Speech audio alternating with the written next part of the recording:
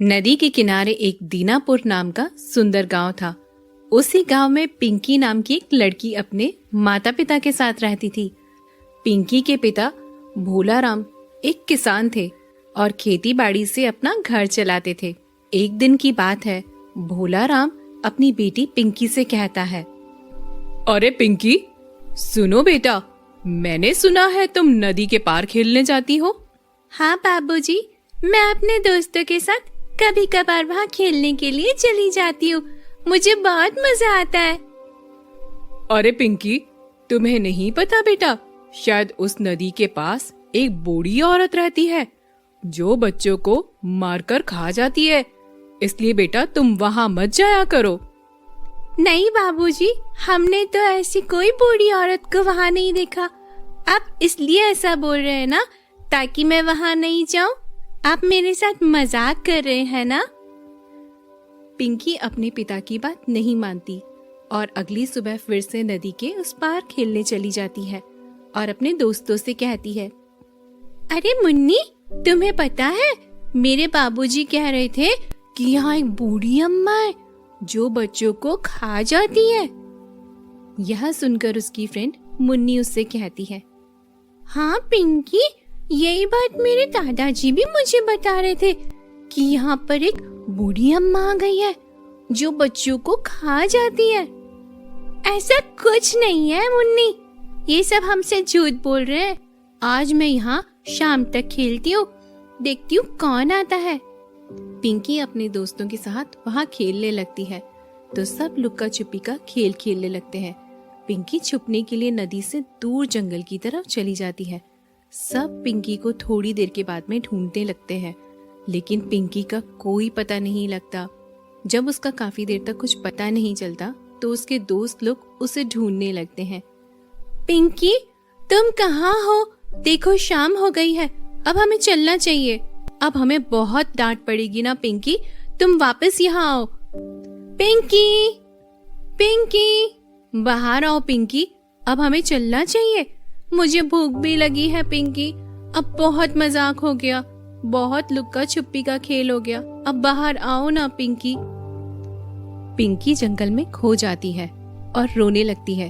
तभी वहाँ पर एक बूढ़ी औरत आती है और पिंकी से कहती है, क्या हुआ बेटी, तुम ऐसे क्यों रो रही हो? तुम तो बहुत प्यारी सी बेटी हो, ऐसा मत रो बेटी। मुझे बताओ, मैं शायद तुम्हारी कोई मदद कर सकूं। यह सुनकर पिंकी बहुत डर जाती है और उससे रोते रोते कहती है, मुझे छोड़ दो, मुझे घर जाना है, मुझे मेरे मम्मी पापा के पास जाना है। तुम बूढ़ी औरत हो ना, तुम मुझे खा जाओगी, मुझे मेरे घर जाना है। यह सुनकर बूढ़ी औरत उससे कहती है, डरो नहीं बेटी, मैं तुम्हें कुछ नहीं करूंगी। मुझे बताओ क्या बात है, हो सकता है कि मैं तुम्हारी कोई मदद कर सकूं। मैं अपना घर का रास्ता भूल गई हूँ और मुझे बहुत भूख भी लगी है। मुझे मेरे घर जाना है, मुझे खाना खाना है। यह सुनकर बूढ़ी औरत उससे कहती है, कोई और बात है तो बेटी बताओ, मैं कुछ और भी कर सकती हूँ। बूढ़ी औरत पिंकी को एक कटोरा देती है जिसमें कुछ मोमोज होते हैं और वह उससे कहती है, ये लो बेटी, मोमोज खा लो, तुम्हें भूख लगी होगी ना? नहीं, मैं तुम्हारी ये मोमोज नहीं खाऊंगी।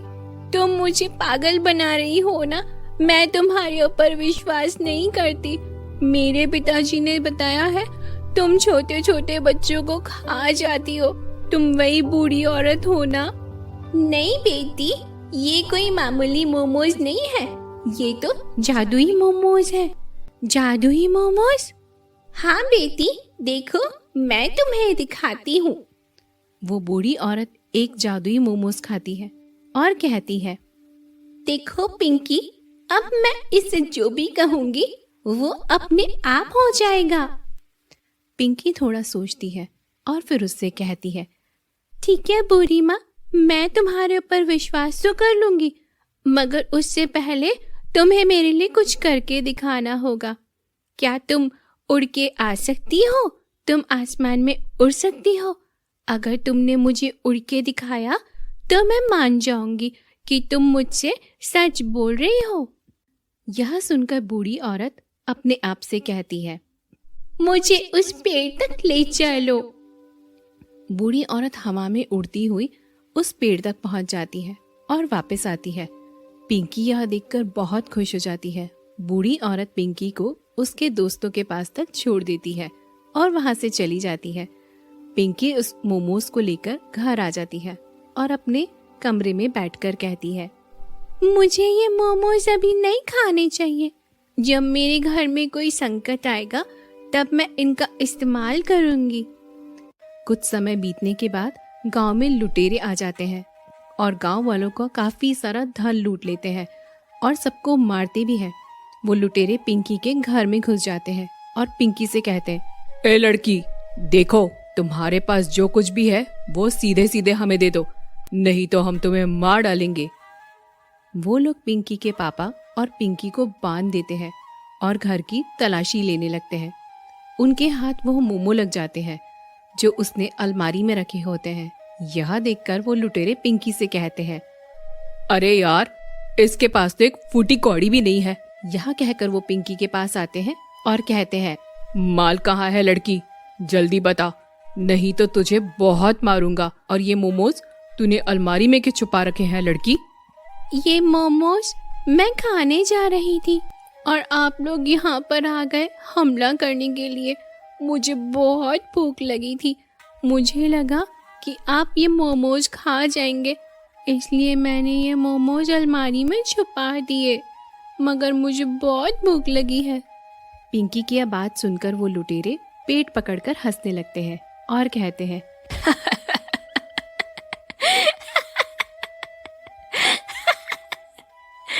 ए पागल लड़की, हम खाने वाले लुटेरे नहीं है, हम तो सोना चुराने वाले हैं। ले तो अपने मोमोज खा ले मरने से पहले और तैयार हो जा मरने के लिए लड़की।